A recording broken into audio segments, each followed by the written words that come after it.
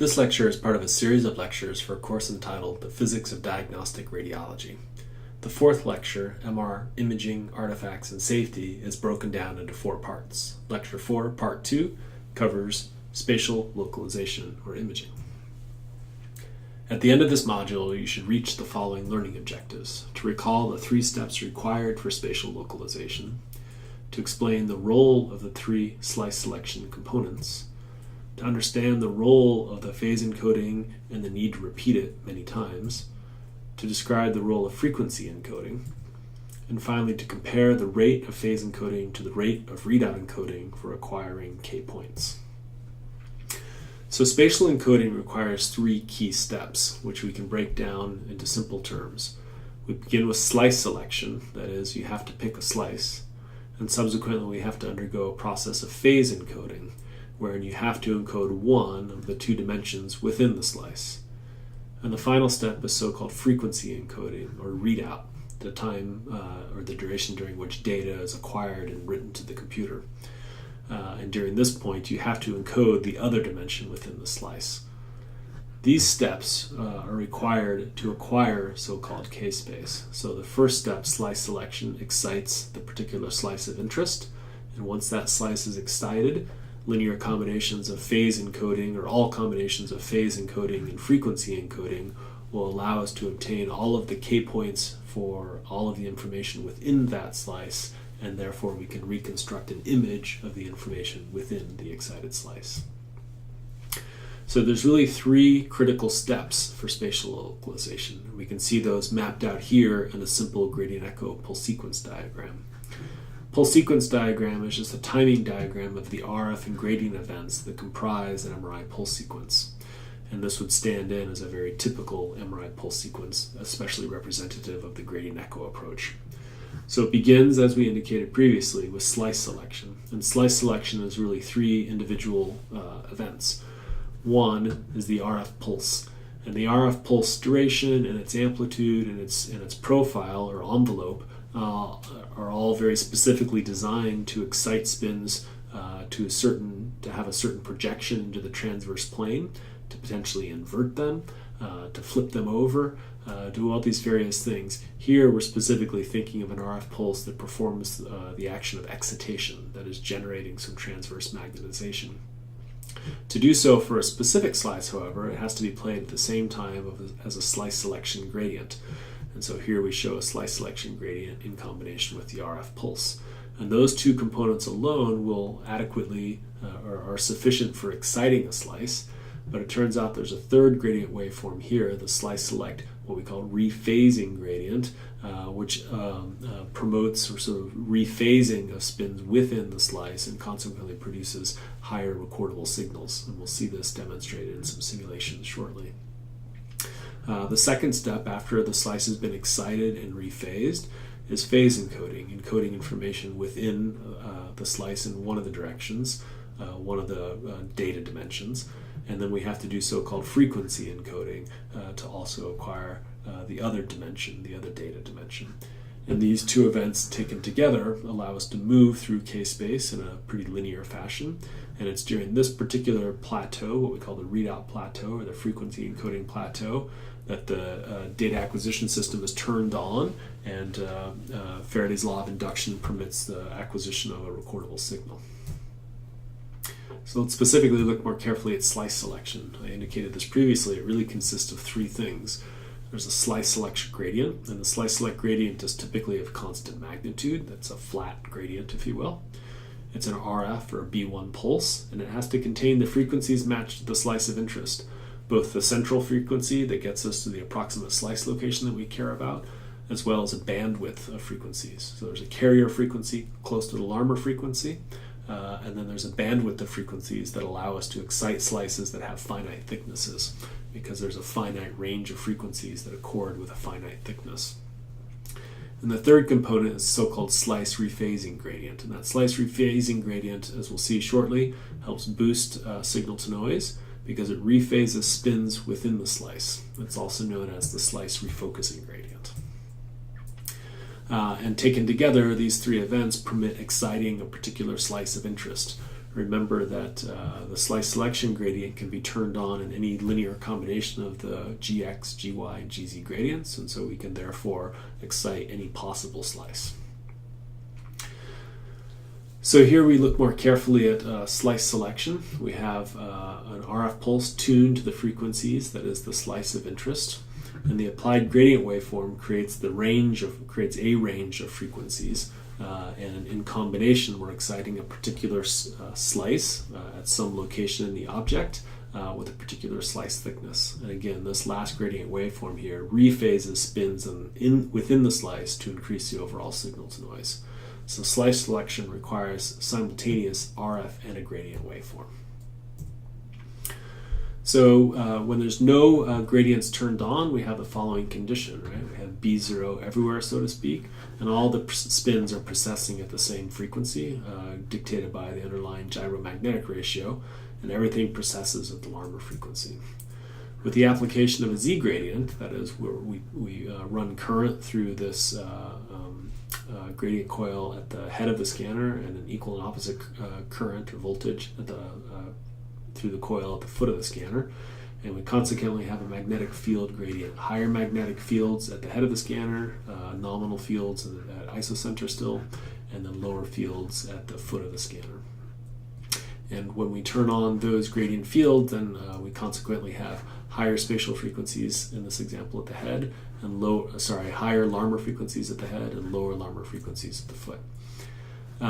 The Larmor frequency itself obviously becomes simply a linear function of space for a given applied gradient waveform added onto the frequency component coming from the B0 field itself.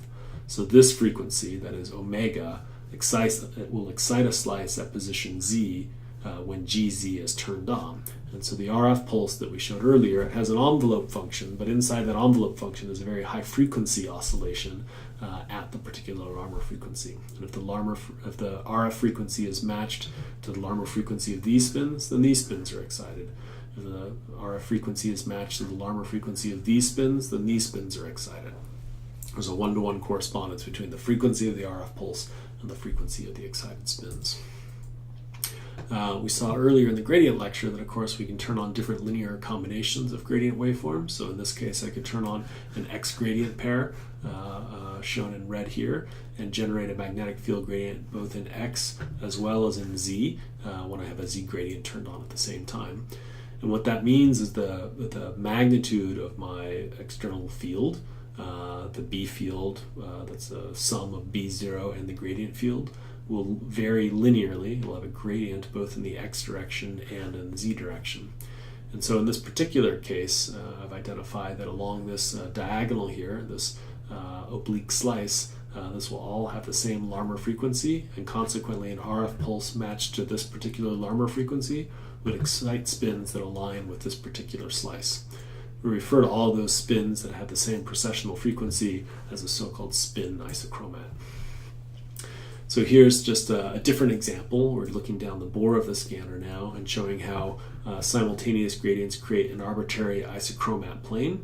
Here the application of both an X gradient and a Y gradient will allow us to excite slices that are oblique in the XY plane. The final component of the slice select gradient is this rephasing gradient here. So we have an RF pulse tuned to the frequencies of interest. We have a gradient amplitude of gradient turned on of constant amplitude to create a range of frequencies along the particular direction, the head-foot direction, for example. And then this final gradient component here rephases spins in the slice to increase the signal-to-noise. And it's not obvious that it does so, but an animation can certainly help with that. And so here we see a set of spins positioned along the z-axis as well as the x-axis. And the process of excitation through simulation of the Bloch equations will actually produce spin systems that do something like this. And what you'll notice is that the spins are tipped down into the transverse plane, but at the, let's see if we back up here a little bit. Oops. So at the end of the sequence here, these spins, if we follow what's happening to the spins on the right, the spins are slowly being pushed down into the transverse plane, but it depends on their z position because only some spins are excited by a slice selective RF pulse. So the spins that are more towards the top or more towards the bottom effectively don't see the RF pulse. They maybe wobble around a tiny bit. Whereas the spins in the middle, the spins we're trying to excite, are obviously tipped over substantially into the transverse plane. But as they all have slightly different frequencies, they actually will tip down to the transverse plane but end up ultimately having slightly different amounts of phase. And so at about this time point, about this time point here, you have an interesting situation. Let me pause this. So at this time point here, the spins are tipped over, but you can see if we look down the axis of the spins, they're all pointing in slightly different directions. So they may be excited 90 degrees to tip into the transverse plane, but they're not all pointing in the same direction. And that's the time point or the state of the spin system at about this time point here. So the end of the slice select gradient itself. The spins are excited but pointing in very different directions within the transverse plane. And what that means is that if I were to try to obtain a signal at this point in time, I'd get a pretty low amplitude signal because the spins are all pointing in very different directions. However, the application of this slice select rephasing gradient here will return these spins back to have a phase coherence. And so as the system progresses, we're moving forward in time now, you'll see that phase dispersion is undone by the gradient, and all the spins come to point back in the same direction. And this means that within the thickness of the slice I was interested in, I nominally tip them down by 90 degrees, and they're all nominally pointing in the same direction. Now that'll give me the largest, most coherent signal, and consequently the highest signal to noise. So that slice select rephasing gradient is really important. As it happens, the area of this gradient is equal to half the area of the excitation gradient, slice selection gradient. Okay, so now we take a look at the other two steps after the excited slice, the first step being phase encoding. Phase encoding consists of the phase encoding gradient, and the magnitude changes with each TR. We have to move to different locations in K-space, and we do that largely by manipulating the phase encoding gradient during each TR. It can, in fact, be played simultaneous with other gradients, and that might include, for example, the slice select rephaser gradient we just talked about, and there is also so-called readout dephasing gradient crushers and some others as well. It's primarily used with Cartesian imaging, that is where we're reading along parallel lines of K-space. It happens to take place after excitation. You have to excite the spins, and you need to do it before you're reading out because you're encoding spatial information with the phase encoding gradient. What it does is adds a linear variation of phase across the object, and that linear variation in phase can be picked up as a subtle shift in the spatial frequency pattern and therefore encodes information in K-space. We phase encode in a single direction for 2D imaging, that is, say, in the KY direction, up-down, but we can phase encode in two directions for true three-dimensional imaging, a topic that's not further developed in this course. And it's important to remember that in conventional imaging, we only have one phase encoding step per echo. We can excite once, phase encode, acquire an echo. We could perhaps form another echo from that same excitation in multi-echo imaging, and by incrementing the phase encoding step, acquire many lines of K-space for a single echo. That's possible through multi-echo imaging. And so here what we have in mind is that a single phase encode step will allow us to move to a position in K-space such that during the application of the frequency encoding gradient or the readout gradient, we can zip across K-space from left to right and get that particular line. And a different phase encoding gradient will bring us to a different position in K-space and allow us to read out a different parallel line of K-space. And of course, it's the Fourier transform of all this K-space data that helps us recover an image of the underlying object. So we've seen this several times. We just developed the principle a little bit further by directly showing the relationship between the applied gradient waveforms, which are a function of time, and where we are in K-space. And so we remember for this gradient echo pulse sequence that we have a phase encoding gradient that was negative, as well as a frequency encoding gradient that was negative. And this tells us that if we're integrating these gradient areas as a function of time, that we'll be moving out to k-space in a negative direction, an increasingly negative direction during the application of that particular gradient waveform. So this is a gradient waveform as a function of time, and this is where we are in k-space as a function of time, indicating that we're moving increasingly negative in the readout direction, and in this case increasingly negative in the phase encode direction, so out to this point over here somewhere. And then when the gradient is turned on to be equal and opposite, or upright, then we're going to begin moving from wherever we were in k-space in the positive direction until we return to 0. And 0, the 0 crossing here represents crossing the middle of k-space, at least in the readout direction or the kx direction. And we continue moving along that direction until we've traversed all the way from the left side to, say, the right side of k-space. If we look at what happens on the other dimension here, we can see that it's just constant. And so we moved out along, say, the phase encode direction with the first gradient, but now we're not moving along that, say, the phase encode direction during the readout period, and so it's constant for that period of time. This should be labeled as the phase encoding gradient. And so we can just follow those steps for all the different phase encoding gradients that we might use, mapping out different gradient waveforms here, and could surmise that we just simply won't get out to the same corners of k-space, but we'll have different starting points before reading out from left to right with the same readout gradient. So that so-called readout gradient that we were just talking about, or showing there, and how it has us traversing across k-space, is also called the frequency encoding gradient. And the frequency encoding gradient consists of a constant magnitude gradient for Cartesian imaging, which is what this course entirely focuses on.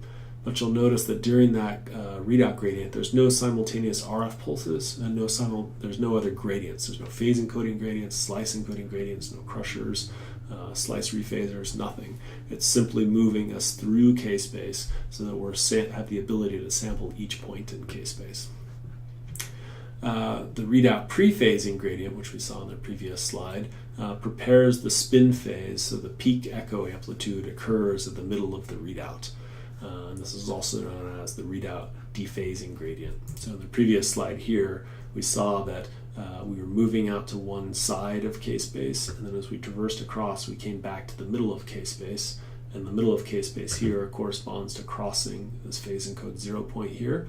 And had we not moved out in the phase encode direction this way, for example, just moving along this yellow echo here, when we came to the middle of our k-space waveform shown here, we would be crossing the middle of k-space here.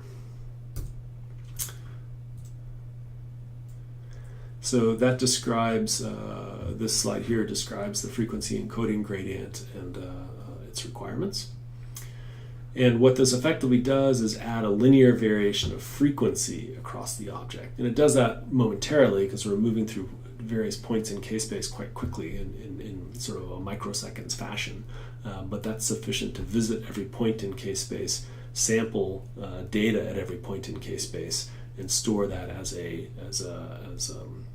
signal amplitude of that k point in the recorded matrix. And this frequency encoding gradient, as we saw in the previous slide, it actually helps us simultaneously form an echo. We get that large amplitude signal forming as we cross the middle of k-space. So here's just some other ways, or some additional graphical descriptions of k-space, and the association between what's the state of the spin system for a particular applied field and where we are in k-space. And so here, when the gradient field is off, that is, there is no magnetic field gradient from left to right, then all the spins will just be processing at the same frequency, and we'll be sampling the total number of spins as would be observed and represented at the middle of k-space. As we move out to having had the applied gradient waveform turned on for a certain amount of time, then we will develop a phase pattern from left to right. And that phase pattern will depend on the magnitude of the gradient waveform and how much time has persisted. And so in this case here, we can see that we're mapping out just one period of a cosine function, and we will have moved out to a higher spatial frequency pattern. And it's we can develop the magnetization to have this particular distribution through the application of a gradient, and then we can sample the presence or absence of this pattern of magnetization.